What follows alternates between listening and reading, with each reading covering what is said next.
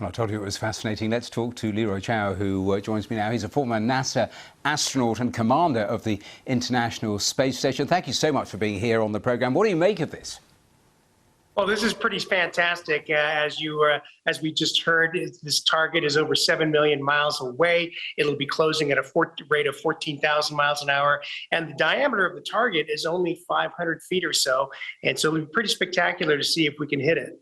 I was reading that actually the probe only has about 50 minutes to actually distinguish between the target space rocket's supposed to hit and the bigger one that is also nearby. I mean, how are they going to actually make sure it hits the right one? I mean, is it software or is it actually done by NASA on the ground?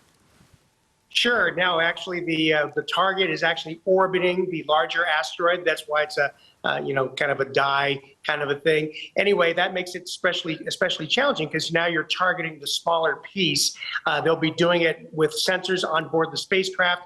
It will not. I don't believe it will be directed from mission control. That the time lag would probably not work out too well. So the spacecraft, I believe, is on its own. It's going to be using its sensors to determine where that smaller object is orbiting the larger asteroid, and it's going to strike hopefully the smaller one. And striking at that speed, tell me, is the collision supposed to disintegrate this asteroid or simply nudge it out of the way?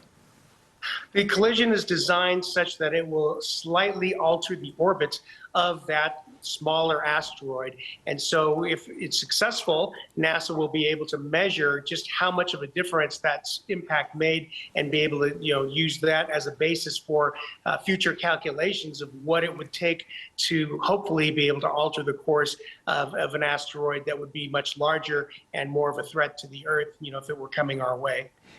You must be especially interested in this because you're, as I said, a former commander of the International Space Station. So all of those observations about the amount of space rock there is out there, the damage that can be done, I mean, how much is there out there that is of concern?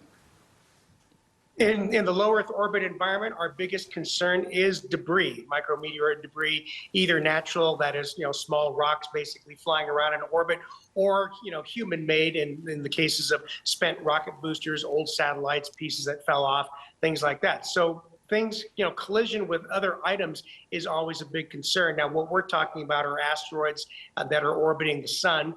And so they would be coming in at higher speeds if we were on a collision course with Earth.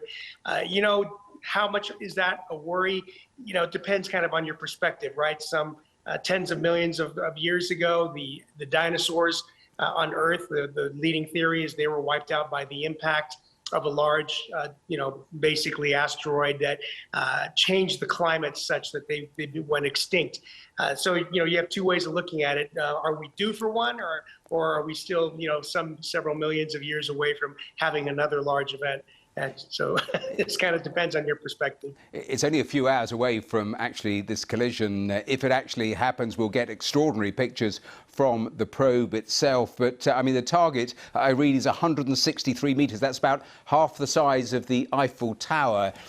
It's not on course to hit Earth, but if it was, what is the sort of damage that can be done briefly by something of this size? Well, we've seen in recent years some entries of large pieces of rock, notably near Chelyabinsk in Russia a few years ago, exploded over the city, shattered windows, caused a lot of damage in the city. Didn't strike the city, actually blew up quite a ways above it. But that gives you an idea of what you're looking at. And over the years, we've noted some significant impacts. So it could be quite catastrophic. But again, it's hard to say what are the chances of something like this happening in the next few hundred years or thousands of years or 10,000s or millions of years. It's hard to predict. It's hard to predict, but reassuring if they know how to actually deal with that eventuality. Larry, we'll get the pictures a little later. Great to talk to you on the programme. Thanks so much for joining us on BBC World News.